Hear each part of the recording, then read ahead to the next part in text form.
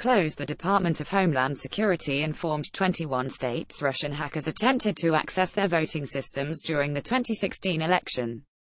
Video provided by Newsy News. Look, Washington. Congress needs to boost funding to states to help them buy secure voting machines to prevent Russia and other hostile nations from hacking U.S.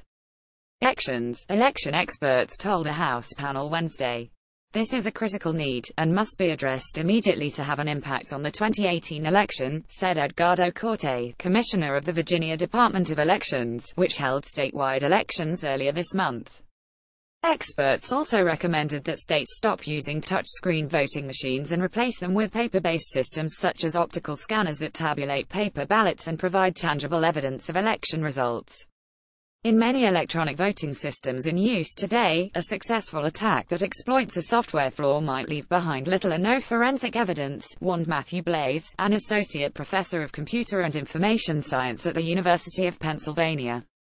This can make it effectively impossible to determine the true outcome of an election or even that a compromise has occurred.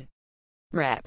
Tulsi Gabbard, Hawaii, said she is working on legislation to ensure that, whatever election system a state chooses, there is always some sort of paper backup to verify each vote. In September, the Department of Homeland Security notified 21 states that Kremlin-linked hackers attempted to breach their systems during the 2016 election. Most of those attempts failed, and there was no evidence that any votes were changed.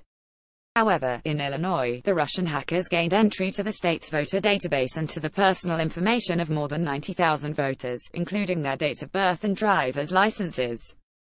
Just because Russia did not tamper with ballots or reporting of election results during the last election, it doesn't mean they or other adversaries won't try to do so in the next election, or the election after that, said Rep. Will Hurd, R. Texas, chairman of the House Oversight and Government Reform Subcommittee on Information Technology, which led Wednesday's hearing. Like anything else in the digital age, electronic voting is vulnerable to hacking, Hurd said. China, North Korea and Iran have the capability similar to Russia to launch cyber attacks against U.S. election systems, said Susan Klein-Hennessy, a fellow in national security law and governance studies at the Brookings Institution. Corte asked lawmakers to require federal certification of all voting systems used in federal elections, such as the 2018 congressional elections and the 2020 presidential election. He said that would ensure there is a security baseline that all states must meet. In addition, he said Congress should establish an accreditation system for training state election administrators to make sure they have the skills and knowledge they need to run a secure election. We still have much more to do in Virginia and across the country to secure our election systems from threats, Corte said. Louisiana Secretary of State Tom Shedler said he and other secretaries of state want to make sure the federal government doesn't take control of elections away from states. Each state has to decide for itself how best to secure their citizens' election systems, he testified. There are about 10,000 jurisdictions nationwide that administer elections, Hurd said. A major hack against U.S. voting machines could only be done by a foreign government and would almost certainly be detected by U.S. officials, said Christopher Krebs, the senior official performing the duties of the Undersecretary of the National Protection and Programs Directorate for the Department of Homeland Security. We continue to assess that mounting widespread cyber operations against U.S. voting machines at a level sufficient to affect a national election would require a multi-year effort with significant human capital and information technology resources available only to nation-states, Krebs testified. The level of effort and scale required to significantly change a national election result, however, would make it nearly impossible to avoid detection.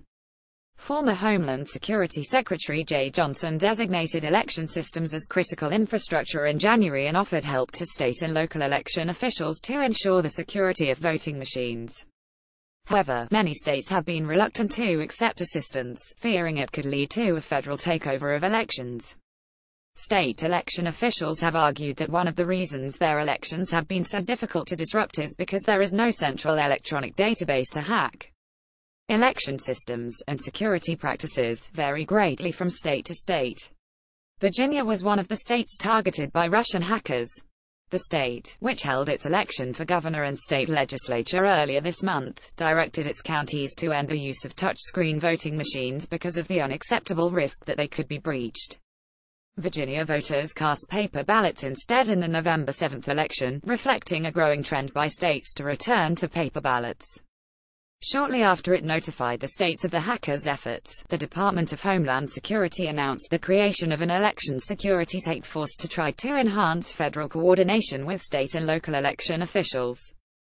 Krebs said DHS is leading an interagency effort to provide assistance to states that want help. He said that includes sharing information on threats and on the best ways to prevent a hack attack.